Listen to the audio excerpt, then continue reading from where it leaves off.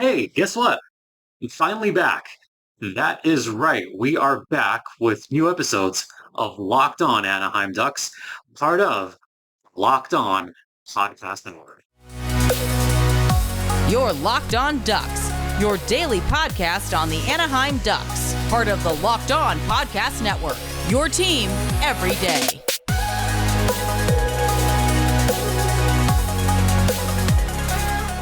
Welcome to Locked On Anaheim Ducks, part of the Locked On Podcast Network. I'm your host, Jason JD Hernandez. I've been covering hockey for well over a decade, and thank you for making this your first listen. And we're finally back.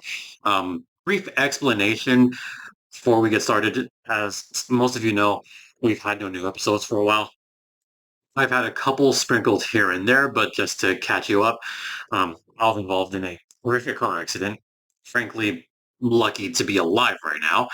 So had no car, then had the Calder Cup playoff run, then had multiple trips to the hospital. And then once I got out of the hospital, then I had family stuff. And very suddenly passed away. Then I had more family stuff. And I probably could have come back last month, middle of last month, but my channel coordinator and I decided, you know what? Instead of just starting, middle of July, let's have a fresh start, get your mind clear, and just have a fresh start in the beginning of August. And here we are. That's where we're at. So just wanted to give a brief explanation as to what's been going on. Health-wise, I'm definitely feeling a lot better than I was last month. Thank goodness. I'm really just glad to be alive and glad to be back here talking to you guys about this rebuilding team. Yeah, so just like my health is rebuilding, the Ducks are also rebuilding. So maybe there's a parallel there. Maybe there's something to this. Maybe it took the Ducks crashing down, and just like me, crashing down, maybe there's parallels there. Who knows? But let's actually talk about this Ducks team. And actually, before I talk about Shorty Terry, and that's going to come in the second segment, or maybe the third segment too, because I got a lot to talk about as far as Troy Terry's concerned. Let's briefly catch up with what's been going on this summer with the Anaheim Ducks. So a bit of a catch up here. I'll elaborate more on all this stuff for the summer, but let's do a brief catch up. So when we last left off, I actually was doing my little list before the draft. So the draft came and went. The Ducks made their picks. They surprised everybody by selecting Nick Fantilli with their number two pick. No, they went with Leo Carlson with their number two pick. Then they went with someone named Nico Mladenovic, then Kerry Terrence and Damian Claret in the second round. Some pretty decent picks there. They have a goalie prospect, so hey, that's kind of cool.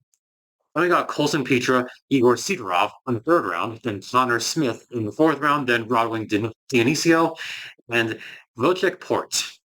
So the Ducks had a draft, a little bit surprising for a lot of people. Honestly, surprising for me as well, because a lot of these were picks that I did not expect the Ducks to make. In fact, I think the jury is still out on the Anaheim Ducks during this draft. Was it a terrific draft? I'm not going to say that. Was it a bad draft? No, it wasn't a bad draft. I'm definitely not going to say it was a bad draft for the Ducks. Anytime you get a top tier pick in the first round, it is not a bad draft. But I'm not going to go out and share and go, yeah, the Ducks had a good. No, I'm not going to be one of those people. I'm going to be honest. If there's anything I've been with you, the Ducks fans, it's always been honest. And I'll have to be honest, I don't think this was their most optimal draft. I don't think it was their best draft, but I think it was still good. I think there's still a lot of talent there that could help the Ducks in the long run. So that's where I'm personally at with this draft. I do think that there was some talent left on the table, especially in that second round. There was quite a bit of talent left on the table, and I still feel that way. I felt that way at the time, so that's where I'm at.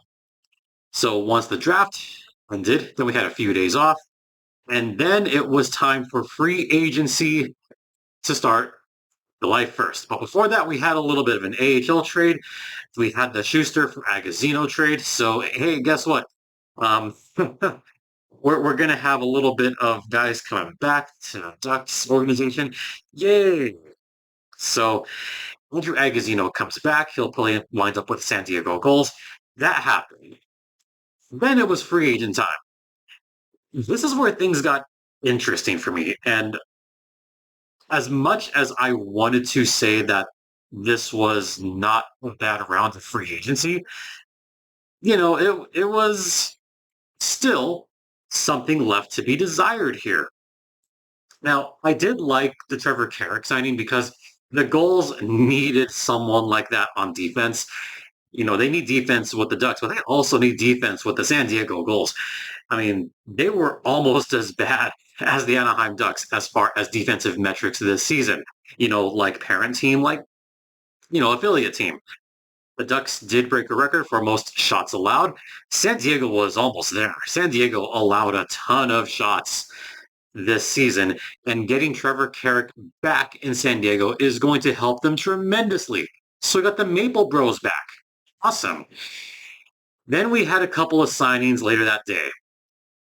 This one still mystifies me a little bit. Okay, more than a little bit. First, you had the signing of Alex Killorn. 4 years, 25 million.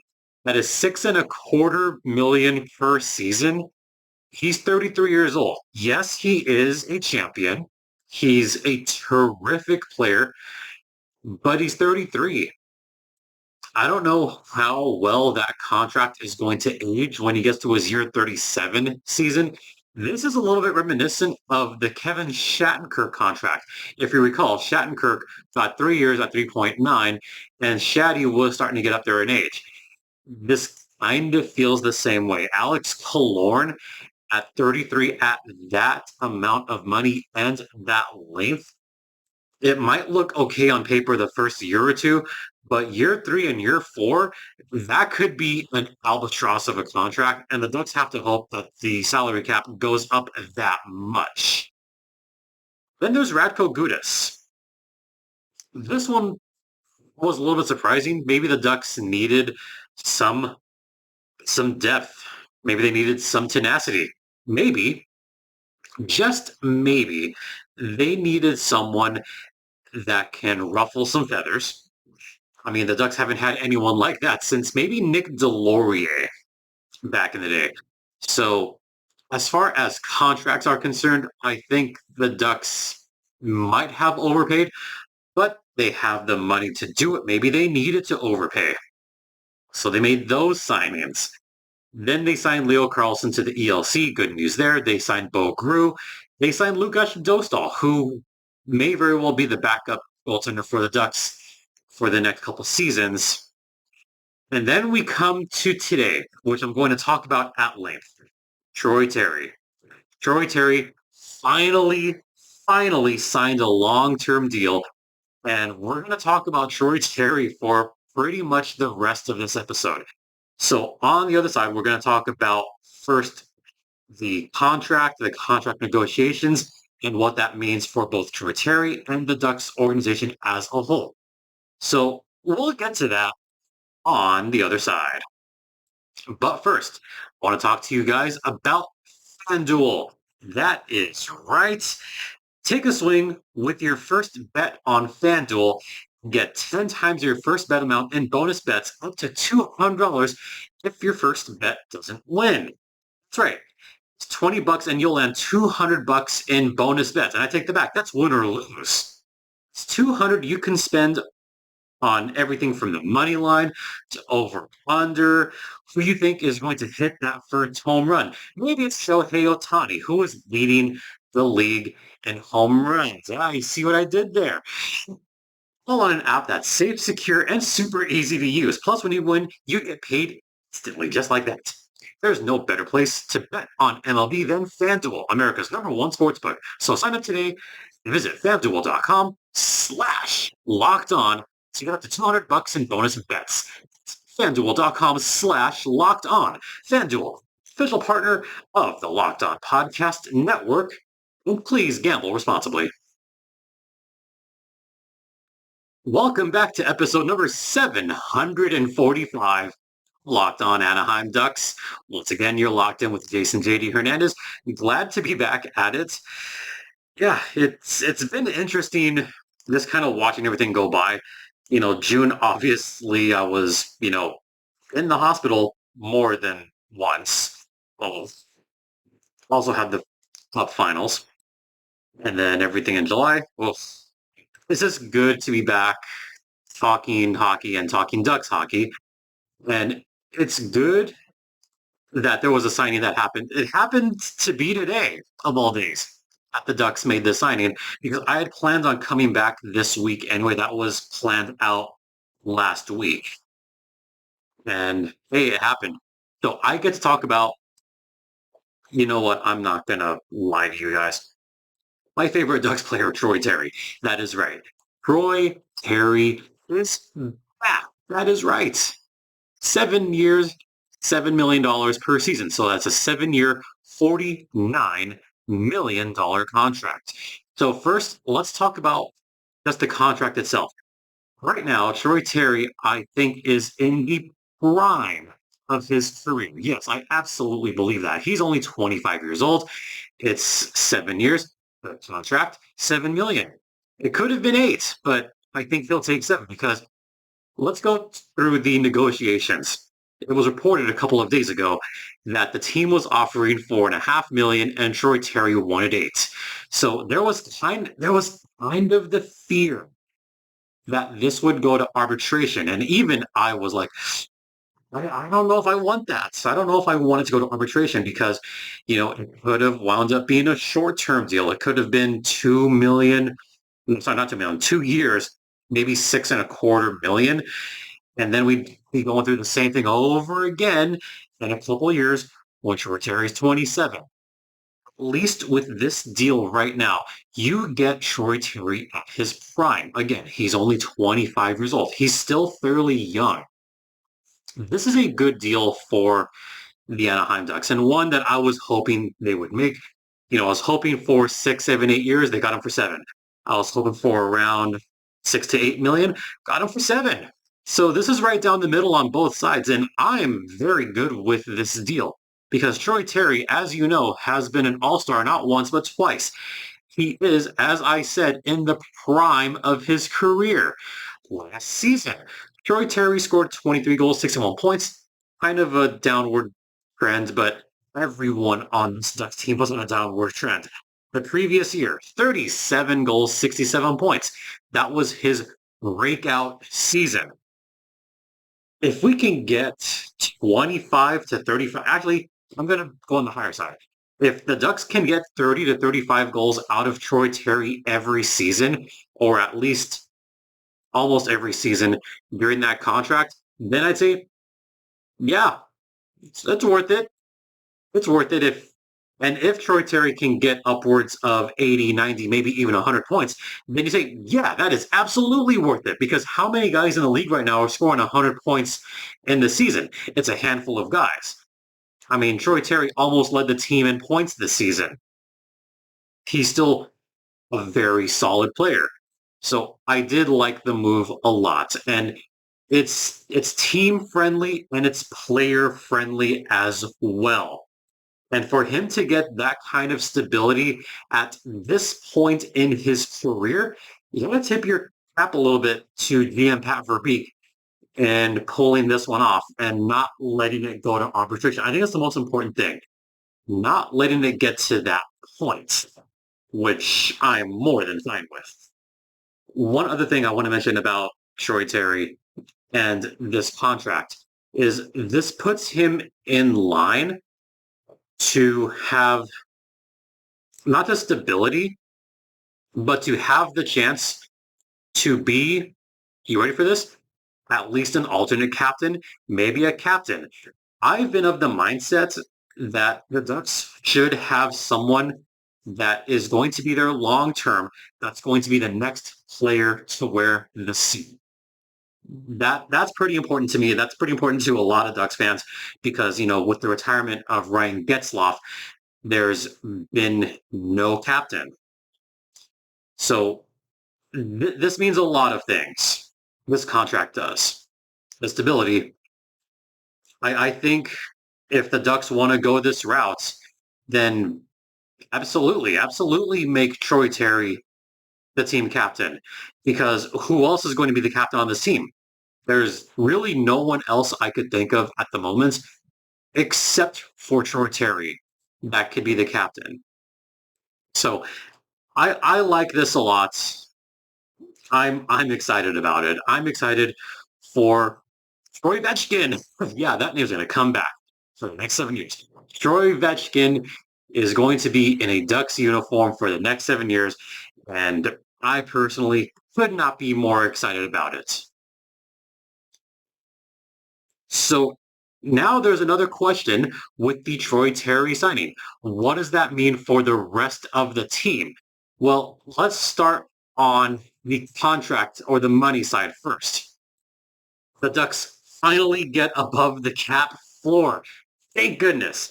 So now the Ducks have finally reached the cap floor, barely, but they've reached the cap floor nonetheless. They still have like 22, 23 million to spend. They still have money, but they still have two more contracts that they have to take care of in the next month. Jamie Drysdale and Trevor Zegras. I do not think the Ducks want to get Trevor Zegras to arbitration. They do not want that. If the Ducks are smart, then they are going to re-sign him and re-sign him quickly. Z could get $8 to $9 million, but hey, the Ducks have all that cap space. They may as well use it. Jamie Drysdale, he could get maybe 4 or 5 million, and that would still leave anywhere from $6 to $10 million still in cap space that they could use for complementary players. They could use it for whatever they want. So I don't think the Ducks are going to hit the cap. I don't think they'll come close. I think they'll wind up with $5 to $6 million left in cap space. And the good news, Ducks fans, is there is no more dead cap. Corey Perry money is gone. The John Moore money is gone. All that dead cap space is finally gone. So the Ducks actually have money to spend. Whoa, wait, what? What is this like? It's been a while since the Ducks have had this much money to spend. So they could even go out and go crazy with the Trevor Zegras contract, who's only just blossoming. I mean, if the Ducks are really crazy, they can go 10 by 10. No, don't go 10 by 10. I mean, they could. They theoretically could go 10 by 10. Can you imagine the headlines for that? Trevor Zegras, 10 years, 100 million. Wow, that's a lot to even say that out loud. But can you imagine how crazy hockey folks would get? $100 million. No, they're not going to do it. Let's not go crazy, folks. But I'm saying the Ducks have the capability to go completely nuts here. So that's looking at it on the money side. On the team side, I mentioned that with the Troy Terry signing, he's right in line to be the next captain of your Anaheim Ducks.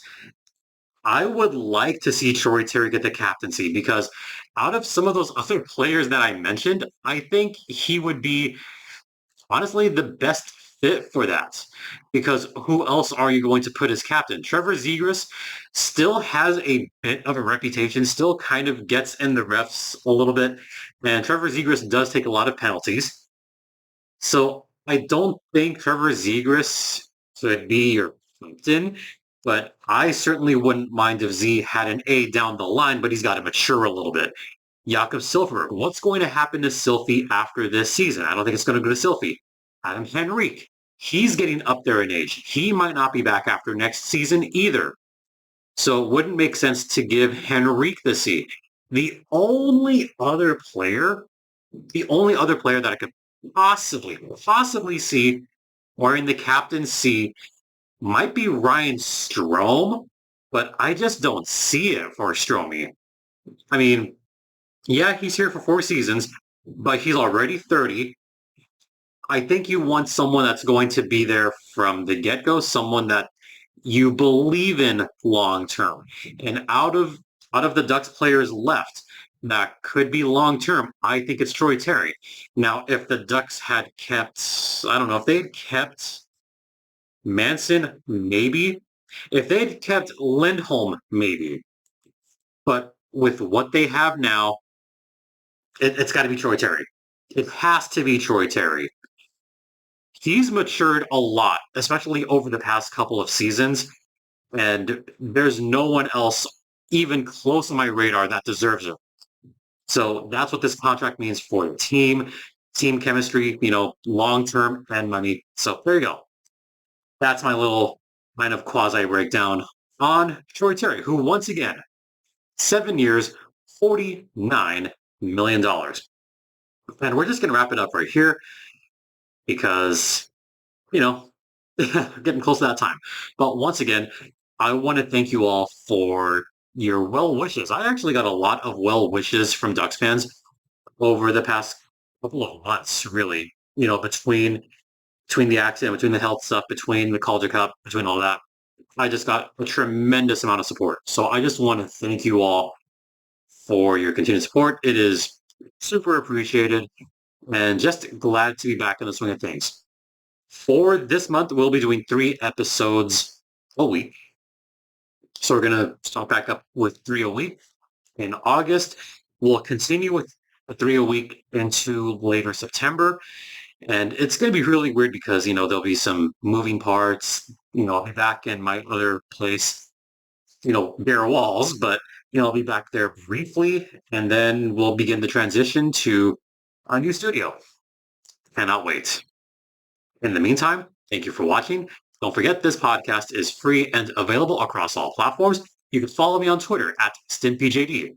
Show's Twitter's at LO_Ducks. You could email me at lockedonanaheimducks@gmail.com. And once again, thank you all for your continued support. It is so greatly appreciated. For Locked On Anaheim Ducks, I'm Jason JD Hernandez. Say, have a great rest of the day. Please remember to be safe out there. Please be safe out there, folks. Be kind to one another. And Ducks fly together.